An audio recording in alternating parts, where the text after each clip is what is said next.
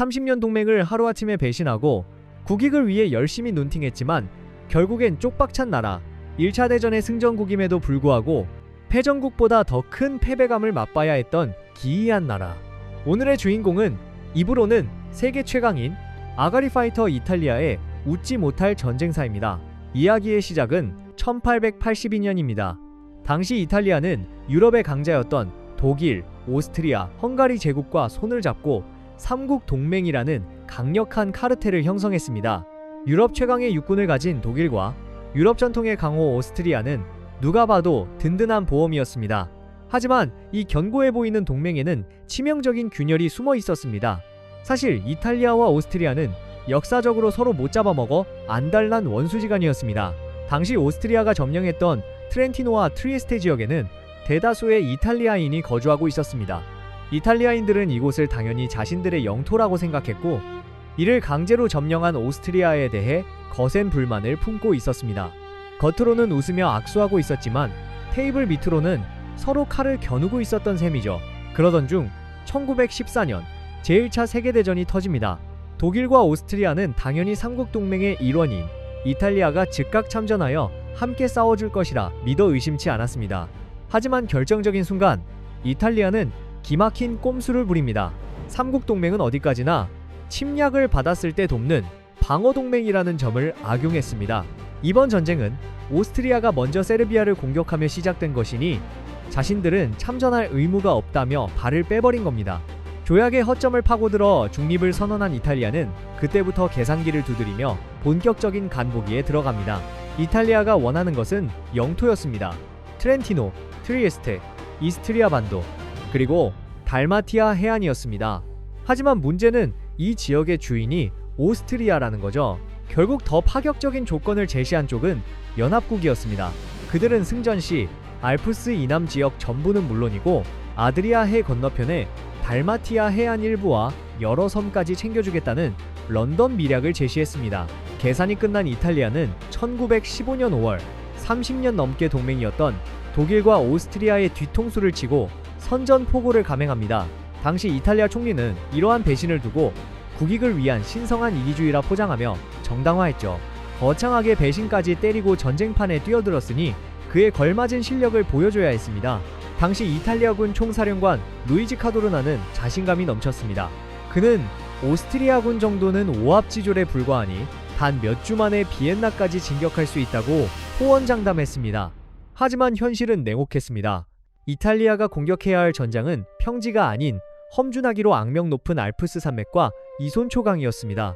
상식적으로 고지를 선점한 적을 산 아래에서 기어 올라가며 공격한다는 건 불리함을 안고 싸우는 자살 행위나 다름없었습니다. 1915년 6월 제1차 이손초 전투가 시작되었습니다.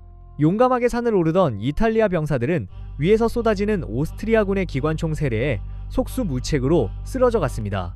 제대로 된 전진은커녕 시체만 산처럼 쌓여가는 참상이 벌어졌습니다. 공격이 실패했다면 전술을 수정하는 것이 지휘관의 덕목입니다. 하지만 카도르나는 실패의 원인을 병력 부족 탓으로 돌리며 더 많은 젊은이를 사지로 몰아넣었습니다. 그렇게 2차, 3차, 4차를 넘어 무려 12번의 전투가 같은 장소에서 반복되었습니다. 1915년부터 1917년까지 2년 동안 이탈리아군은 오직 강 하나를 건너기 위해 수십만 명의 병력을 갈아 넣는 촌극을 벌였습니다. 심지어 카도르나는 병사들의 사기가 떨어지자 로마 시대의 악습인 데키마티오, 즉 10분의 1형을 일부 부대에서 실제로 시행합니다. 전투에서 패배하거나 후퇴할 경우 부대원 10명 중 1명을 무작위로 뽑아 처형하는 끔찍한 만행을 저지른 겁니다. 적군보다 아군 지휘관이 더 공포스러운 상황, 이것이 당시 이탈리아군의 처참한 현실이었습니다. 협상국 최약체 이탈리아와 동맹국의 약체 오스트리아가 2년 내내 삽질만 하자 보다 못한 독일이 이탈리아 전선의 주도권을 잡기 위해 최정예 부대를 투입시켰습니다. 운명의 1917년 10월 카포레토 전투가 발발합니다.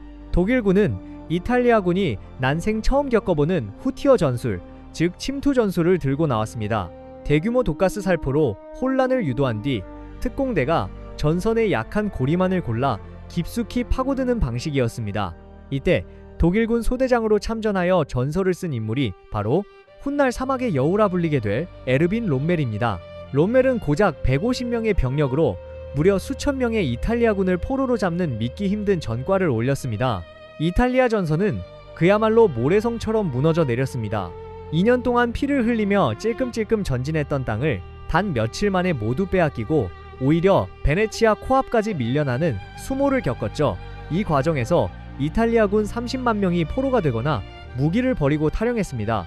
총사령관 카도르나는 끝까지 병사들의 탓을 하며 책임을 회피하다가 결국 경질되고 맙니다. 이때의 참패가 얼마나 충격적이었는지 지금도 이탈리아어에는 카포레토라는 단어가 대재앙이나 참담한 패배를 뜻하는 명사로 쓰이고 있습니다. 참고로 당시 연합군의 미군 앰뷸런스 운전병으로 참전했다가 부상을 입은 청년이 있었는데 그가 바로 노인과 바다의 작가 어니스트 해밍웨이입니다. 그의 소설 무기여 자리거라는 바로 이 지옥 같았던 이탈리아 전선을 배경으로 탄생했습니다. 국가 멸망의 위기 앞에 몰리자 이탈리아는 그제야 정신을 차립니다. 영국과 프랑스 역시 이탈리아가 무너지면 전선 전체가 위험해진다고 판단해 급히 지원군을 파병했습니다. 무엇보다 무능의 극치였던 카도르나가 물러나고 아르만도 디아스 장군이 부임하며 군대는 안정을 찾았습니다. 디아스는 병사들의 복지를 챙기고 휴식을 보장하며 바닥난 사기를 수습했습니다. 1918년 6월 오스트리아군의 마지막 총공세가 피아베 강에서 펼쳐졌습니다. 배수진을 친 이탈리아군은 죽기를 각오하고 버텨냈고 오히려 강력한 역습을 가해 오스트리아 제국을 붕괴시키는 결정타를 날렸습니다. 이것이 바로 비토리오 베네토 전투입니다. 결국 오스트리아는 항복했고 1차 세계대전은 연합국의 승리로 막을 내렸습니다. 이탈리아는 당당한 승전국의 자격으로 파리 강화회의에 참석하여 런던 밀약에서 약속받았던 모든 영토를 내놓으라고 요구했죠. 하지만 돌아온 반응은 차가운 냉소뿐이었습니다. 미국의 윌슨 대통령은 민족 자결주의를 내세우며 이탈리아인이 살지 않는 땅은 넘겨줄 수 없다고 반대했습니다. 영국과 프랑스 역시 전쟁 내내 졸전을 거듭했던 이탈리아를 무시하며 약속했던 영토에 극히 일부만을 떼어주고 입을 닫아버렸습니다. 이탈리아 국민들은 분노로 들끓었습니다. 60만 명이 넘는 젊은이가 목숨을 잃었는데 그 대가가 고작 쥐꼬리만 한 땅덩어리라는 사실을 받아들일 수 없었습니다. 이탈리아는 전쟁 내내 눈치 보며 실리를 챙기려 했지만 준비 없는 참전과 지휘관의 무능 탓에 수많은 청춘을 알프스의 차가운 눈 속에 묻어야만 했습니다. 이 거대한 박탈감과 사회적 혼란은 극단적인 민족주의를 불러일으켰고 결국 로마 제국의 잃어버린 영광을 되찾자고 외치는 한 선동가가 등장하는 배경이 됩니다. 그가 바로 파시즘의 창시자 베니토 무솔리니입니다. 전쟁에서 이기고도 패배보다 더한 굴욕감을 느껴야 했던 나라, 그 억울함 때문에 또다시 잘못된 선택을 하고 마는 나라. 이탈리아의 비극은 여기서 끝나지 않고 2차 세계대전이라는 더 큰 파국을 향해 달려가게 됩니다. 오늘의 이야기는 여기까지입니다. 다음 시간에도 보다 재밌는 1차 세계대전 이야기로 찾아뵙겠습니다. 구독과 좋아요 부탁드립니다. 감사합니다.